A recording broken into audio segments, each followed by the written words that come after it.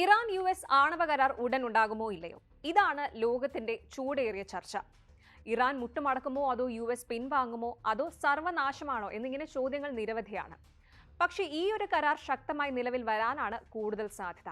ദീർഘകാലമായി എങ്ങും എത്താതെ കിടക്കുന്ന ഇറാൻ US ആണവ ചർച്ചകളിലെ പ്രതിസന്ധിയും ഇത് പരിഹരിക്കുന്നതിനുള്ള നയതന്ത്ര ശ്രമങ്ങൾക്കും ഒരു വഴിത്തിരിവ് ഉണ്ടാകുന്നു എന്ന സൂചനകൾ പുറത്തുവരികയാണ്. ഇറാന്റെ ആണവ പദ്ധതി സമാധാനപരമാണെന്ന് ഇറാൻ പറയുന്നുണ്ടെങ്കിലും ആണവായുധം നിർമ്മിക്കുക എന്നതാണ് ഇറാന്റെ ലക്ഷ്യമെന്ന് പാശ്ചാത്യ രാജ്യങ്ങൾ ഒരേ സ്വരത്തിൽ പറയുന്നുണ്ട്. അങ്ങനെ ഒരു സാഹചര്യം നിലനിൽക്കുന്നതുകൊണ്ട് അല്ലെങ്കിൽ ഇറാനെ വിശ്വാസമില്ലാത്തതുകൊണ്ടും എന്നും പറയാം അമേരിക്കയുമായി ഒരു കരാറിൽ ഒപ്പുവച്ചില്ല എങ്കിൽ ഇറാനെ ആക്രമിക്കുമെന്ന് US പ്രസിഡന്റ് ഡൊണാൾഡ് ട്രംപ് ഭീഷണി മുഴക്കിയിട്ടുണ്ട്. ഈ സ്ഥിതിഗതികൾക്ക് മാറ്റമുണ്ടാകാൻ പോകുന്നു. ആ സൂചനകൾ ഒന്ന് പരിശോധിക്കാം. ആദ്യം തന്നെ സൗദി അറേബ്യയുടെ പ്രതിരോധ മന്ത്രി ഖാലിദ് ബിൻ സൽമാൻ അടുത്തിടെ ഇറാന്റെ പരമോന്നത നേതാവ് ആയത്തുള്ള അലി ഖമേനിയുമായി കൂടിക്കാഴ്ച നടത്തിയിരുന്നു. അമേരിക്കയും തെഹ്റാനും തമ്മിലുള്ള സുരക്ഷാ പ്രതിസന്ധി തടയാനുള്ള ശ്രമങ്ങളിൽ റിയാദ് ഇടപെടൽ ശക്തമാക്കുമെന്ന് സൂചനയും നൽകുന്നു. ഏകദേശം 2 പതിറ്റാണ്ടുകൾക്കിപ്പുറം ഒരു മുതിർന്ന സൗദി ഉദ്യോഗസ്ഥൻ ഖമേനിയുമായി ചർച്ച നടത്തുന്നത് ഇതാദ്യമാണ്. അടുത്തത് തെഹ്റാന്റെ ആണവ പദ്ധതിയെക്കുറിച്ചുള്ള ഇറാനും അമേരിക്കയും തമ്മിലുള്ള ചർച്ചകൾ വളരെ നിർണായകമായ ഒരു ഘട്ടത്തിലേക്ക് കടന്നിരിക്കുന്നുവെന്ന് തെഹ്റാൻ സന്ദർശന വേളയിൽ അന്താരാഷ്ട്ര ആണവോർജ്ജ ഏജൻസി IAEA മേധാവി റാഫേൽ മരിയാനോ ഗ്രോസി പറഞ്ഞു. ഇരു രാജ്യങ്ങളും തമ്മിലുള്ള സാധ്യമായ ഒരു കരാർ പരിശോധിക്കുന്നതിൽ IAEA ഒരു പ്രധാന പങ്ക് വഹിക്കുമെന്നും ഗ്രോസി പറഞ്ഞു. അടുത്തതായി അമേരിക്കയുമായുള്ള ആണവ പദ്ധതിയിൽ ഒരു കരാറിലെത്തുന്നത് സാധ്യമാണെന്ന് ഇറാൻ വിശ്വസിക്കുന്നു എന്ന് ട്രംപ് ഭരണകൂടവുമായുള്ള 2ാം റൗണ്ട് ചർച്ചയുടെ തലേന്ന് ഇറാന്റെ വിദേശകാര്യമന്ത്രി അബ്ബാസ് അരഗ്ചി പറഞ്ഞു. ഒമാനിൽ നടന്ന ആദ്യ റൗണ്ട് ചർച്ചകളിൽ അമേരിക്കയുടെ ഗൗരവം ശ്രദ്ധിച്ചിരുന്നുവെന്നും യാഥാർത്ഥ്യബോധമില്ലാത്ത ആവശ്യങ്ങൾ, അതായത് റിയലിസ്റ്റിക് അല്ലാത്ത ആവശ്യങ്ങൾ ഉന്നയിക്കാതിരിക്കുകയും ചെയ്താൽ കരാറുകളിൽ എത്താൻ കഴിയുമെന്നും അരഗ്ചി പറഞ്ഞു. 2ാം റൗണ്ട് ഇന്ന് റോമിലാണ് നടക്കുന്നത്.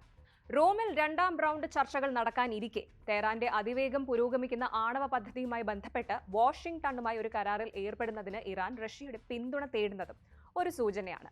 ഒമാനിൽ നടന്ന ആദ്യഘട്ട ചർച്ചയിൽ റഷ്യൻ വിദേശകാര്യമന്ത്രി സെർജി ലാവ്റോവിനോട് ഇറാൻ വിദേശകാര്യമന്ത്രി അബ്ബാസ് അരാഗ്ചി പിന്തുണയും തേടിയിരുന്നു.